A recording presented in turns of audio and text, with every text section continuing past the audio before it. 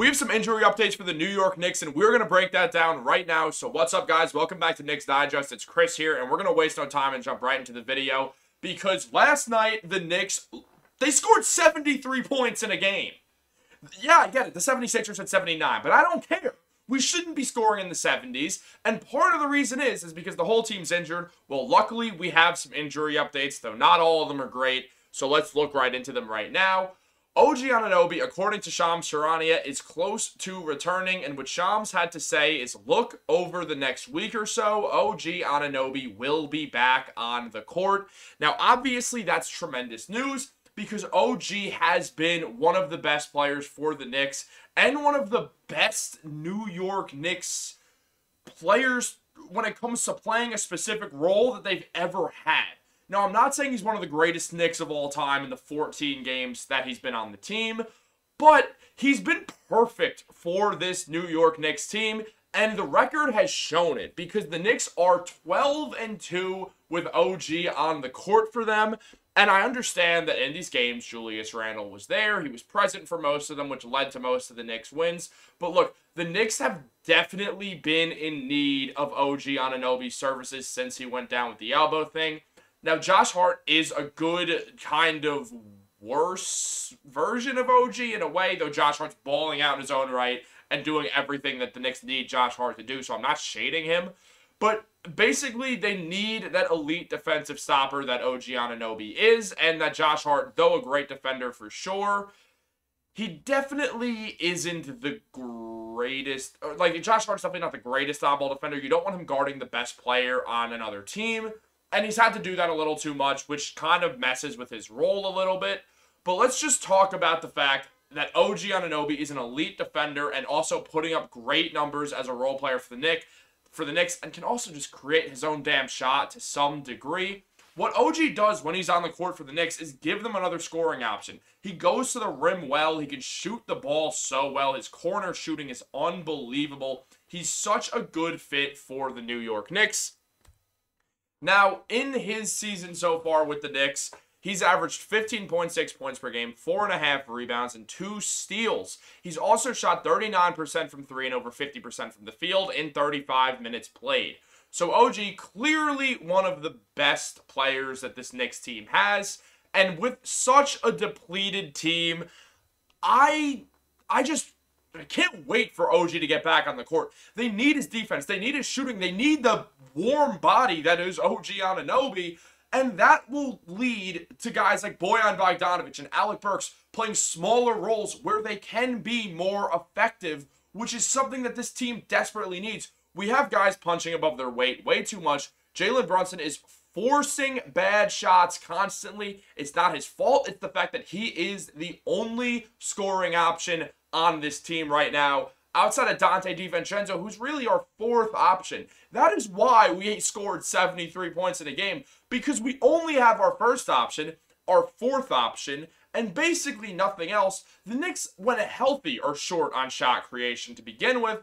Now we're without Randle. The Knicks run 2 offensive sets. They either run a screen action with Jalen Brunson, or they run an isolation through Julius Randle, where he can get to the rim a lot. Sometimes Randle will be a pick-and-roll ball handler, which has worked a lot this season. But you mainly just work Randle in a one-on-one, whether you give him the ball when he's posting up, kind of high post, mid-range wing area. He's never really a low block guy, but he gets to the low block once he gets the ball around the high post or high wing. So hopefully that's what we'll see when Julius comes back. And we do have some Julius Randle news, and we're going to get to that in a minute. But real quick, something that Tibbs also has said that you guys may have seen is the Knicks can travel, and hopefully OG can be cleared to play over this streak. So all signs point to OG Anunoby being back on the New York Knicks court, or back on the court with the New York Knicks over this road trip, as obviously won't be on the Knicks court, but it will be a great sign to have OG back with the team. Unfortunately, there's then this. There might be a setback with Julius Randle's recovery, as Ian Begley let us know. Julius Randle hasn't been cleared yet for contact, and there is some concern about why it is taking so long. Look, I've said it before. I've talked a lot about dislocations on this channel because I've had one. Obviously, I'm not an NBA player. I don't have the body of Julius Randle. I have the body of some guy who's like a dad who coaches Little League or something. So I'm not the model of perfect health by any means. I'm not Julius Randle. I'm not ripped to the bone. I'm not getting NBA resources. But the fact that this guy's not back yet from a dislocation definitely means there's some structural damage in that shoulder to some degree. That doesn't mean that he tore his labrum. It doesn't mean that he ruined a muscle. It means that there's something going on that's preventing his shoulder from being stabilized on its own. Now, that is a problem because your shoulder just can't keep popping out. Because 1, it hurts. 2, then you can rip through the labrum. And 3, because you're going to have to keep coming out of the game, you're going to be in pain, you're not really going to be your best self. Julius is going to have to force up a bunch of threes, and when Julius gets injured and forces up a bunch of threes, he does not play well. Now, the Knicks need Julius Randle, though, and we know that. It's not any secret that Julius Randle is one of the most important players to this team, and if you think otherwise, why the hell are we losing so many games? It just simples down to that. We keep losing games because we have one of our all-stars, the other one is injured, and usually when you have 2 all-stars on your team, you don't want one of them out. I know there's a group of Knicks fans who are never going to like Julius Randle, who are always going to push to have him traded. I don't really know what the point of that is. I'm just going to boil it down to not knowing basketball or just actively disliking Julius Randle for some reason or another. I don't really know. I don't really care about that group of the fan base because clearly you're not actually a Knicks fan because you're basically rooting against Julius Randle. So we're just going to let that part go. The real interesting point here is the fact that the Knicks need Julius to play well. Like, they need Julius to come back so the Knicks can play well, but the only way the Knicks play well is if Julius plays well.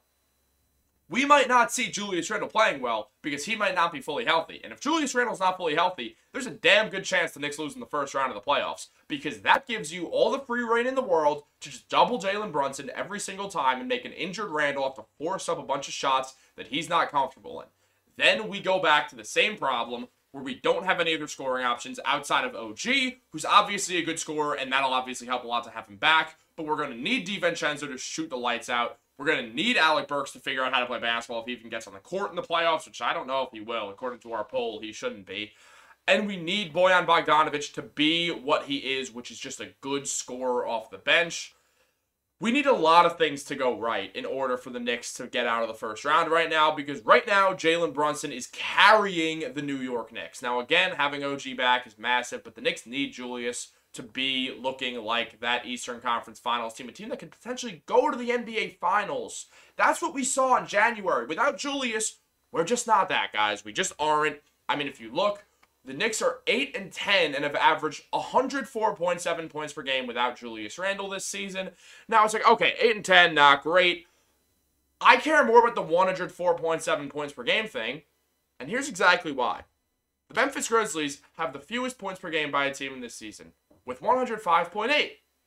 So that means we're averaging a whole point less than the worst scoring team in the NBA. One of the worst teams in basketball because their entire roster's injured. I know they're actually decent, but Ja's hurt. Everyone's hurt. Bane's hurt. Jackson's hurt. Brandon Clark's not coming back this year. Or maybe he is, actually. Is Brandon? Doesn't matter. I don't care. Shout out Brandon Clark. But yeah, I don't like this Knicks offense without Julius Randle there. It's very clear that Julius Randle is important to this team. If there's ever been an argument of, oh no, what if Julius comes in the playoffs and he plays badly again? We play badly without Julius Randle anyway. So we need him for the playoffs. Enough said. Subscribe, comment down below your thoughts. Have a great day, guys, and go Knicks.